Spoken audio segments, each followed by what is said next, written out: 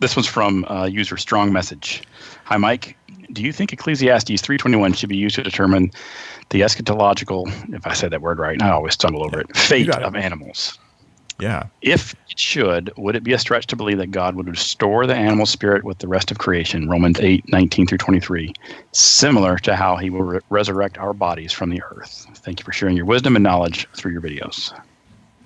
Okay, I'm going to give a tentative answer to this question. It is a challenge, but Ecclesiastes 3:21, I have even used this verse to say, hey, this may indicate the fate of animals, whether we will see animals in eternity, because I think we will, but whether or not they'll be our old pets. Like, will it be that same, will it be my old cat? I have cats. I love cats. Right? I love dogs and cats, and fish and everything. Okay, so I'd like to say yes. I want the answer to be yes, but I'm trying to set that aside and go with scripture here. So Ecclesiastes 3:21 says, who knows that this is NASB, who knows that the breath of man ascends upward and the breath of the beast descends downward to the earth.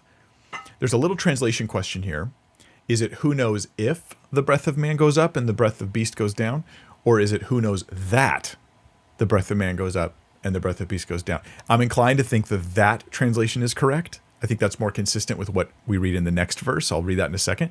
If that's the case, Ecclesiastes, very consistent with the book itself, is complaining that there's a lot of people who aren't paying attention to the fact that humans have to be accountable to God when they die, unlike animals who simply, they go down and what may be implied there, they just stop existing.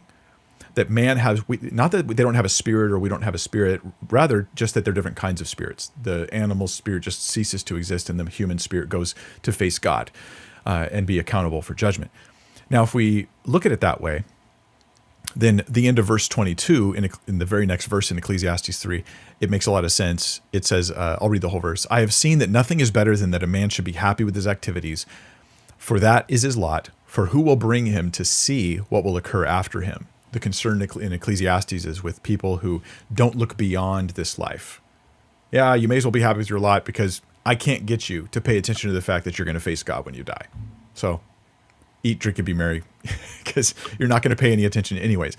And this is part of a flow for Ecclesiastes. It kind of discusses life sort of in an atheistic, to use a modern term, an atheistic lifestyle. Not necessarily atheistic beliefs, but an atheistic lifestyle, a lifestyle that just lives as if all there is what's under the sun. That's the phrase we get, under the sun, as if there's nothing beyond the sun, no God who created. Then he finally brings you full circle to, but we all will stand before God. Ecclesiastes teaches us that. So I think that, I actually think regardless of your translation here, if or that, I think you're getting the idea that animals seem to have a different kind of future, and it seems implied that there isn't a spirit future for the animal. I think that men do, and that's what it's trying to say. Ecclesiastes 12:7 says, the dust returns to the earth and the spirit will return to God who gave it. Speaking of Genesis, when God breathed the spirit into man, right? We all have breath of life, but man has a different kind of spirit being made in the image of God. So there's not really a lot on this. This is very little to base a doctrine on about the fate of animals. I have to admit that. But it doesn't seem to go, it seems to weigh against and not for the idea of resurrection for animals, as opposed to just animals in heaven, which I do think is true. I should say in heaven. I really mean in the new creation, new heavens, when heaven and earth come together. Yeah, animals there. That seems to be the case from many different scriptures. Now in Romans 8, this was the verse they mentioned. I'll read it to us. Let's see if it weighs in on it. The creation waits with eager longing for the revealing of the sons of God. For the creation was subjected to futility, not willingly, but because of him who subjected it in hope, that the creation itself will be set free from its bondage to corruption and obtain the freedom of the glory of the children of God. So creation is like waiting for the new heavens and new earth, the recreation, the fixing of all things. That doesn't mean that animals who died will be resurrected. It'll be the same animal brought back, though, right? Like, I'm adding a lot. So I'll say this. If God's doing that, he has not made that clear in Scripture. If I had to guess, the implication is he's not doing that.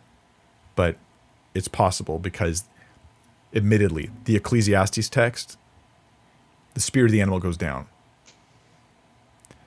I mean, that might just mean animals don't get judged, as opposed to going up, because that's the context of the spirit going up. it could be other things as well. Yeah, that's all I got.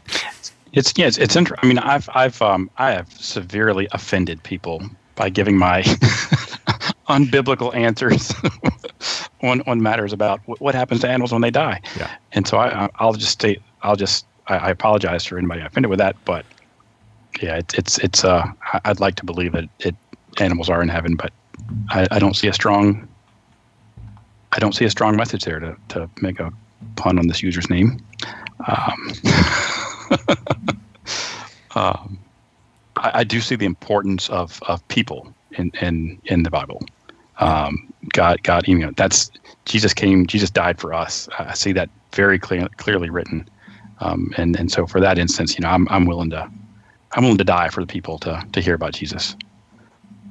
The animals, I hope they're there with us. I love my cats too, Mike, and it's a good thing you pick cats. For some reason, Reddit loves cats. I don't know why, but we lost a cat a few years ago. I still miss her, like I do. Yeah, like I hurt my heart, man, big time. Yeah. And I want to say, but I'm like in my head, it's like I try to go, okay, take all those desires and set them aside. Let's just analyze this text. And when I do that, I go, okay, it could be true, but I'll just say this minimally. Don't say Christianity teaches this. At least you could say it's possible God might do it, but if nothing else, at least leave it just as a question, because there's no clear teaching in Scripture that this will happen, and I can be hopeful about it, and I'd like it very much. Yeah. And maybe God will surprise us with that. C.S. Lewis thought that this would take place. Mm-hmm. But guess what? C.S. Lewis isn't Jesus. Like, I'm sorry. I respect him. I like him a lot, but sometimes our theology can come out of the things that we feel we need. And perhaps when we're in God's comforts and when we're so close to God that he is the light for us, and we're so comforted, he's wiped every tear away, perhaps then we'll be at peace with the ones we've lost, even our pets. And maybe that'll be the answer. Yeah.